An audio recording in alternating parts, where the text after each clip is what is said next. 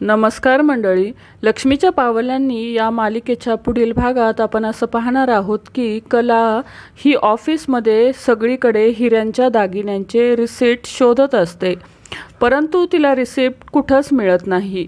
ती अतिशय घाबरून जाते। यानंतर आपण पाहतो की ती देवापुढे प्रार्थना करते की अंबाबाई, चांदेकर निर्दोष आहे हे तुलाही माहिती आहे, त्याचे निर्दोष असण्याचे काहीतरी तुम्हाला संकेत दे। त्यानंतर राहुल रोहिणीला फोन करतो आणि मी अद्वैतसाठी मोठा खड्डा खणलेला आहे आणि त्या खड्ड्यात अद्वैत अलगद पडलेला आहे।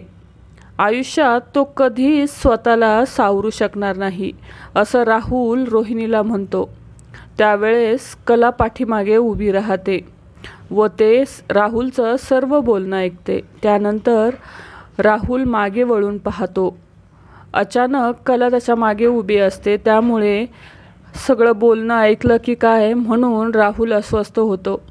तर मंडळी, पुढील येणाऱ्या भागात कला ही राहुल आणि रोहिणीचं कशा प्रकारे चेहरा समोर आणणार हे पाहणं अतिशय रंजक असणार आहे।